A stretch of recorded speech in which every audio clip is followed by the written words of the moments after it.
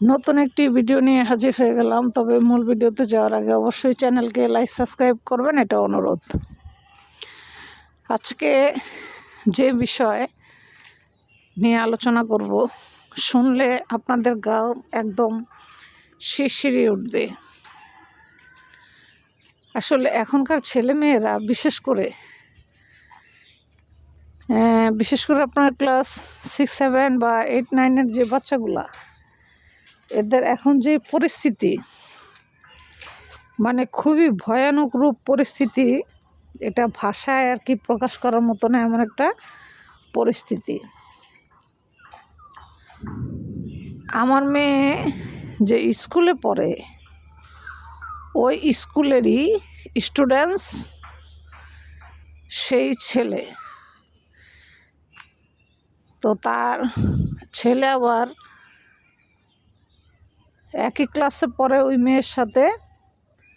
মেয়ে আপনার হচ্ছে ক্লাস 9-এ পড়ে, মেয়ে পড়ে ক্লাস 9-এ। তো 9-এ পড়ে একটা বাচ্চা মেয়ে, সে তো আপনার মনে করেন যে প্রেম ভালোবাসা এগুলো কি আসলে মূলত সে কিন্তু জানে না। তো সেই ছেলে মনে মনে তাকে খুবই ভালোবাসে। তো এক পর্যায়ে মেয়ের মেট্রিক পরীক্ষা যখন হয়, তখন সে মেয়েকে সরাসরি অফার করে যে, দেখো আমি তোমাকে প্রচণ্ড পছন্দ করি ছোটোবেলা থেকে, তো তুমি আমার প্রস্তাবটা ফিরাই দিও না। তো মেয়ে বলতেছে, আমি মাত্র মেট্রিক পরীক্ষা দিলাম, এখন রেজাল্ট বের হবে 3 মাস পর, তো এখন যদি আমি এইসব কথা আমার বাবা মারে বলি, বাবা মা খুন করে ফেলবে। তো এই কথা মেয়ে বলছে। মেয়ে বলার পর যখন তার বাবা এই কথা, বিশেষ করে তার বাবা যখন জানতে পারে এই ঘটনা, ওনার আবার 4 মেয়ে, এটাই ছোট মেয়ে, 4 মেয়ের ভিতর 3 মেয়ে বিয়ে হয়ে গেছে, বাকি আছে ছোট মেয়ে। তো ছোট মেয়ের সে ইংলিশ মিডিয়ামে পড়ায়, ওই ছেলেও ইংলিশ মিডিয়ামে পড়ে। ছেলেরা 5 ভাই, তার কোনো বোন নাই। তো ওই ছেলে হচ্ছে ভাই বোনের ভিতরে বড় ছেলে, বোন নাই তার, তারা 5টা ভাই। তো কীভাবে যেন তার বাবা জানতে পারছে, বিশেষ করে আমার মনে হয় যত সম্ভব তার বান্ধবী বলছে, যেমন এমন আঙ্কেল আপনার মেয়েকে ডিস্টার্ব করে একটা ছেলে। তো তখন সেই ছেলেকে আপনার একটা নিরিবিলি স্থানে ডাক দিয়ে নিয়ে আসে।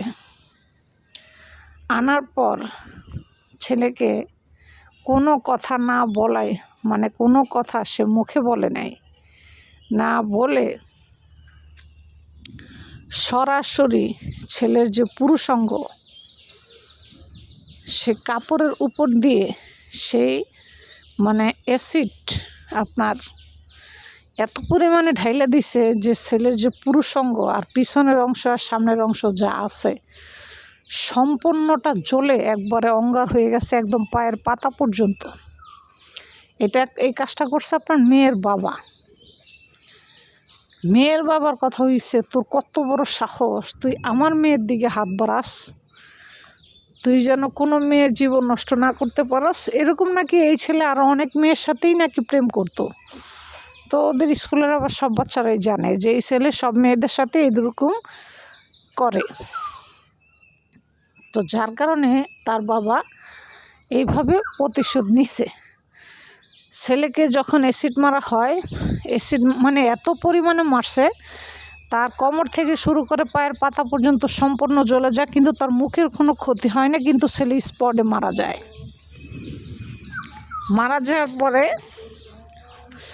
গভীর রাত, মনে করেন মোটামুটি গভীর রাতই, কেউ দেখে নাই যে এই কাজটা কে করছে, কেউই দেখে নাই, যার জন্য কোনো প্রমাণ তারা পায় নাই। না পাওয়ায় এটা তদন্ত করে, বিশ্লেষণ করে বের করে দেখে যে এই কাজটা যে করছে সেটা যেই মেয়েকে সে অফার করছে তার বাবা এই কাজ করছে, তদন্ত করে খোঁজ খবর নিয়ে দেখে এই কাজ তার বাবা করছে।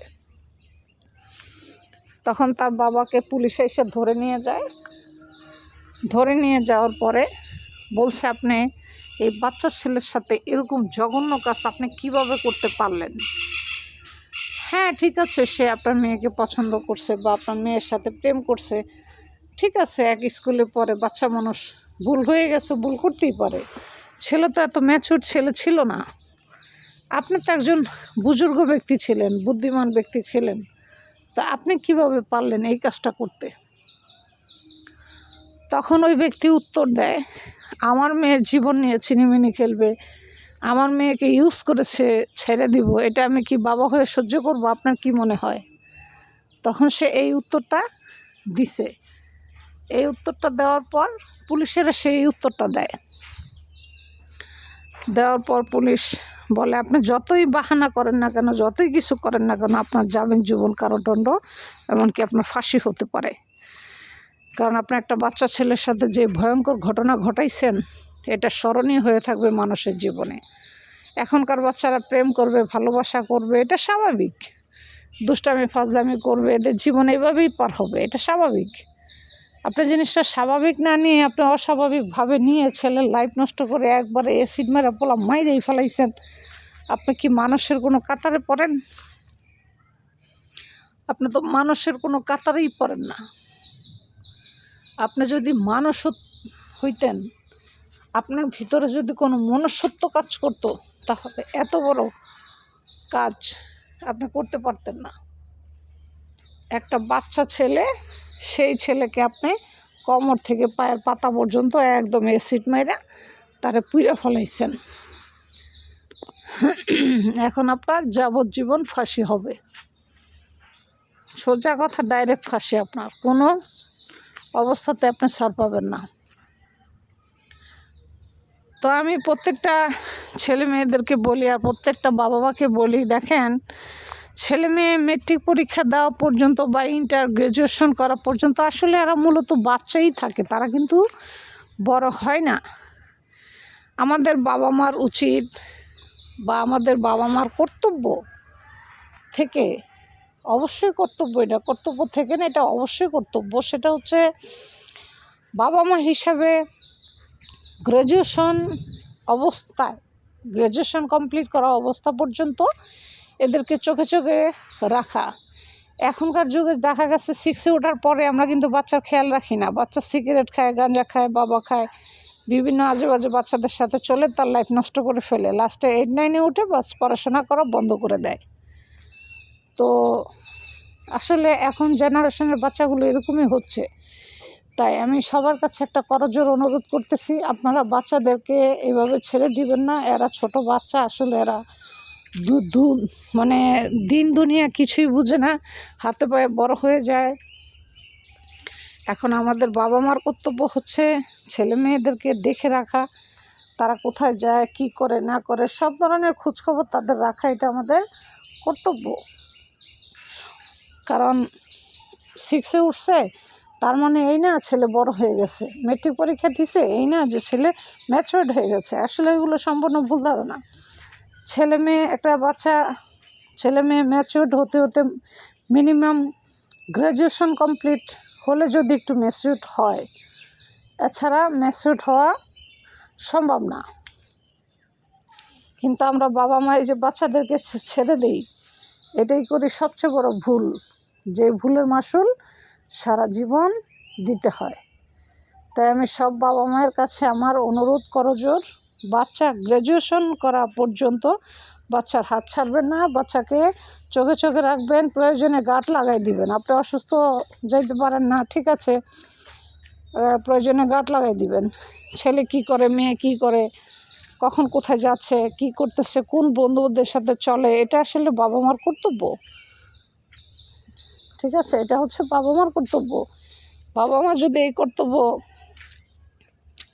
সঠিকভাবে পালন করতে না পারে, তখন দেখা যায় ছেলে মেয়ের জীবন আসলেই আপনার এমন একটা পর্যায়ে যায় দাঁড়ায়, তখন ছেলে মেয়ে না বাঁচতে পারে না মরতে পারে। তাই আমরা সচেতন নাগরিক হিসাবে আমাদের একটা কর্তব্য যে আমরা ছেলে হোক মেয়ে হোক সবাইকে আমরা শাসনের মাধ্যমে চোখে চোখে রাখবো আর তাদেরকে সবসময় দেখে শুনে রাখবো। এতে করে ছেলের জীবনও বেঁচে যাবে, একটা মেয়ের জীবনও বেঁচে যাবে। এই যে যেমন ছেলেটাকে কোমর থেকে একদম আপনার অ্যাসিড মেরে পুড়ে ফেলাইছে, তাহলে আপনি চিন্তা করেন সেও তো একটা কারো না কারো মায়ের সন্তান। তো তার মা যখন দেখছে এই ঘটনাটা, তাহলে আপনি চিন্তা করেন তার মার ভিতরে কি ঘটছে বা কি ঘটতে পারে। আপনি একবার চিন্তা করে দেখেন যে তার মায়ের ভিতরে কি ঘটতে পারে যখন সে জানতে পারবো যে আমার ছেলেকে এরকম ভয়ানক ঘটনা, মৃত্যু মানুষ দিছে। ওই মা জীবিত থাকবে না মরে যাবে? অবশ্যই কমেন্ট করে জানাবেন। ভিডিওটি ভালো লাগলে লাইক সাবস্ক্রাইব করে সাজেদা আক্তার চ্যানেলের সাথে থাকবেন।